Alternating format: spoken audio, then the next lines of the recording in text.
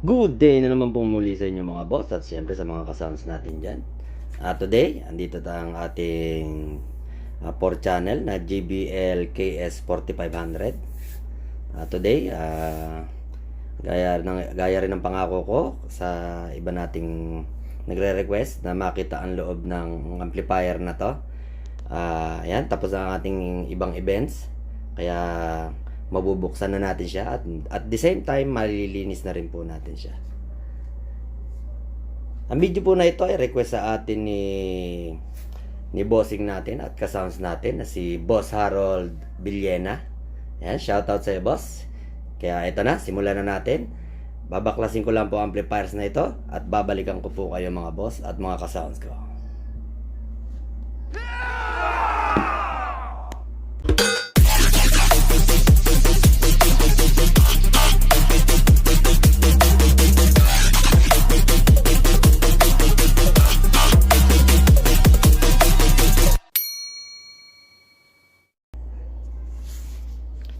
At ito na nga po tayo muli mga boss at mga kasounds natin dyan. Ayan. Makikita nyo na po ang mga parts ng ating JBL KS4500. Ayan. Kung mapapansin nyo mga boss, compact na compact. Ibig sabihin halos magkakadikit ang kanyang mga parts, ang kanyang mga pyesa. Ayan. Kaya napakaganda po ng tunog ng amplifier na to. Unang-una dahil isa po siya sa mga Class D amplifiers na mabibili natin na ika nga Class D na budget meal pa. Yan. Ilang events na rin po ang nagawa ng natugtugan ng amplifier na to. Hindi po tayo binitin. Na ibabad ko na rin po siya mga boss. Hindi lang 5 oras. Pinakamahaba pong naging events ko dito nagsimula kami ng alas 3 at natapos kami ng halos alas 2 ng madaling araw. Yan, pero wala pong nagbago sa kanyang performance. Okay na okay mga boss. Kaya ito, check nyo lang ang mga parts at kayo na rin po uli ang humusga sa amplifier na to. Kaya sana po ang video na ito nakakatulong sa iba nating mga kasounds dyan at sa mga bossing natin dyan na gustong bumili ng mga ganitong amplifier.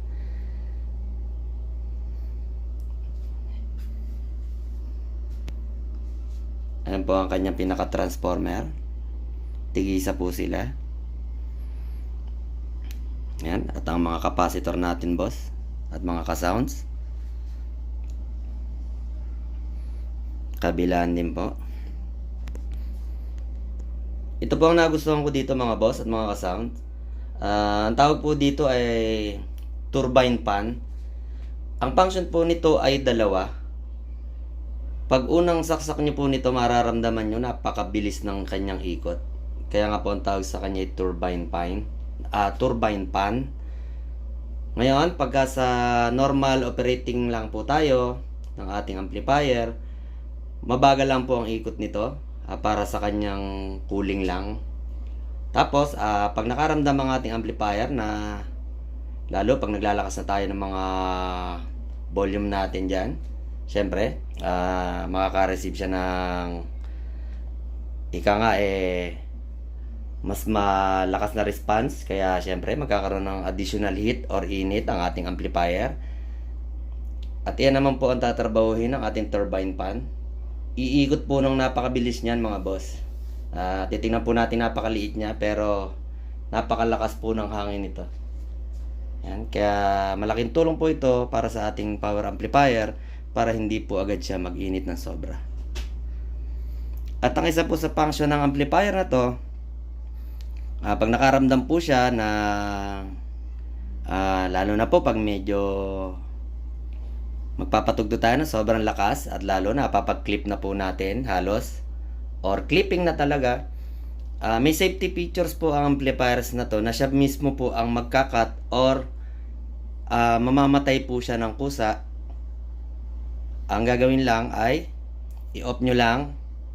Tapos, pag nagbalik na siya sa normal na init niya, or standard na init, babalik na po siya sa dati at ready to operate na po uli siya. Yan po ang kagandahan ng Class D amplifiers na to. Yan. At kung mapapansin nyo po dito, medyo malaki ang bakante. Sa akin po, okay yan mga boss at mga ka-sound. Kasi mas malaki po ang makukuhanan ng hangin ng ating mga turbine fan. Ayan. Malaking tulong din po ito. Kaya po maganda ang kanyang clearance, malaki ang kanyang allowance para sa mga vent niya. Ayan. Para mas malaki po or mas marami ang hangin na nakukuha niya, para mas matulungan, mas mapalamig ang ating amplifiers, lalo na po pagbabaran. Ayan. Pero ni minsan mga boss, hindi po tayo binitin ito. Ilang arkila na po ang natugtugan ito. Yan, kaya ito mga boss at mga ka-sounds, balikan ko po uli ang ating mga parts.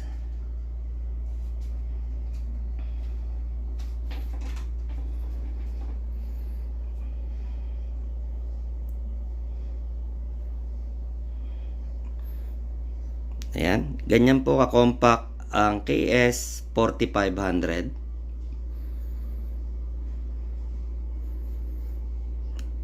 Napakaganda rin po ng mga parts nito mga boss, at ang mga capacitor nito, napakaganda po. Kaya sa nais bumili, hindi nyo po pagsisisihan. Sigurado pong mabibigyan kayo ng magandang quality sa inyong mga rent or pambahay man, mas magiging maganda ang quality at performance na maibibigay sa inyo ng amplifiers na to. Ito po ang kanyang likod mga boss at mga ka-sounds. In, out, in, out. Ayan, sa kabila rin po channel. In, out, in, out. Bali 4 channel po to mga boss at mga ka-sound. Meron din po siyang link on, link off. Halimbawa po, kung gusto nyong tigi-tigisa, pwede po kayong mag-in ng left and right. Sa kabila din po ay pwede rin kayong mag-in ng left and right. Pero pag gusto nyo po siyang i-link mga boss, para makatipid kayo sa XLR cable, pindutin nyo lang po ang link on. Ngayon po, pag nag-link on po kayo, kukuha na lang po kayo ng tigisang XLR, isa dito at isa dito, magpapunction na po ang dalawang output nito mga boss. Dalawang input, dalawang output na po ang magpapunction. Ito po ang papunta sa ating mga speakers. Yan. Check nyo po mabuti mga boss, para po kung nais nyo bumili ng ganitong amplifier, meron na po kayong guide.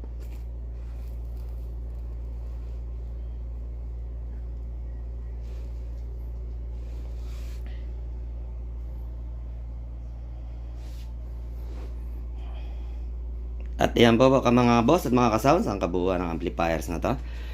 Kayo na po ang humusga. Ayan. Sa nakikita nyo, kitang-kita nyo naman po ang laman. Sa mga marunong naman po talaga tumingin ng mga amplifier, alam po nila ito. Ika nga, medyo budget friendly na amplifier. Maganda ang quality, maganda ang performance na may bibigay sa inyo. At compact na compact pa ang laman at mga parts nito. Kaya mga boss at mga sounds, sana po may na-share na naman ako na maganda sa inyo. Huwag mong kalimutan sa mga hindi pa po nakaka-subscribe dyan. Like, share, subscribe po sa ating channel. At hit the notification bell para may update ko kayo sa mga susunod natin na video. Okay mga boss at mga ka-sounds, maraming salamat pong muli sa inyo. God bless pong muli sa lahat po ng aking mga subscribers. Maraming salamat po sa inyo. Ang video po uli na ito request sa atin ni Boss Harold Villena. Maraming salamat sa iyo, boss. At maraming salamat sa lahat ng ating mga subscriber at sa mga magsusubscribe pa. Okay mga boss at mga ka-sound, God bless po sa inyo. Alright.